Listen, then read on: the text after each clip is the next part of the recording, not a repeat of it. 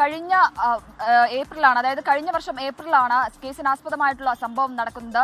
കൊച്ചിയിലെ ഫ്ളാറ്റിൽ നിന്നും, വേടന്റെ ഫ്ളാറ്റിൽ നിന്നും കഞ്ചാവ് കടത്തുകയും തുടർന്ന് കേസ് രജിസ്റ്റർ ചെയ്യുകയും ചെയ്തിരുന്നു.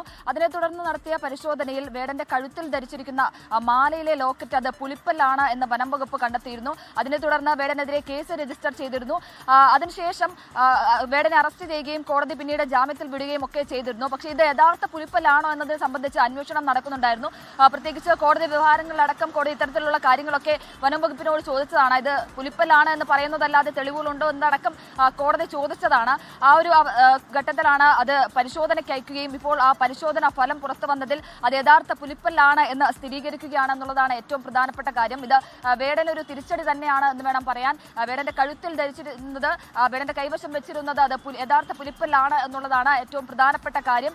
ഇതിൽ ഈ ഒരു കേസിൽ ഉടനടി വനം വകുപ്പ് കുറ്റപത്രം സമർപ്പിക്കും. വേടനെതിരെ കേസ് രജിസ്റ്റർ ചെയ്യും. പ്രത്യേകിച്ച് കേസ് രജിസ്റ്റർ ചെയ്തിരുന്ന മുൻപ് ഈ ഒരു നിയമവിരുദ്ധമായി ഈ പുലിപ്പല്ല് കൈവശം വെച്ചത് അത് വലിയ കുറ്റകൃത്യം തന്നെയാണ്. അതുകൊണ്ട് തന്നെ അടുത്ത നടപടിയിലേക്ക് ഈ വനം വകുപ്പ് കടക്കുമെന്നുള്ളതാണ്.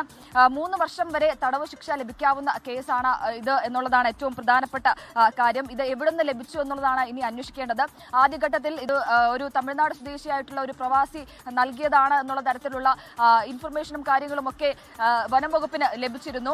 പക്ഷേ ആളെ കണ്ടെത്താനായിട്ടില്ല. രഞ്ജിത്ത് കുമ്പിടി എന്ന് പറയുന്ന ഒരാൾക്കെതിരെ വനം വകുപ്പ് അന്വേഷണവും കാര്യങ്ങളും ഒക്കെ നടത്തിയതാണ്. പക്ഷേ ആളെ കണ്ടെത്താനായിട്ടില്ല എന്നുള്ളതാണ്. എന്തായാലും വനം വകുപ്പ് അടുത്ത നടപടിയിലേക്ക് കടക്കുകയാണ്. നിയമവിരുദ്ധമായി പുലിപ്പല്ല് കൈവശം വെച്ചതിൽ വേറെ കനത്ത തിരിച്ചടിയായിരിക്കുകയാണ്. വനം വകുപ്പ് ഉടനടി കുറ്റപത്രവും കാര്യങ്ങളും ഒക്കെ സമർപ്പിക്കും.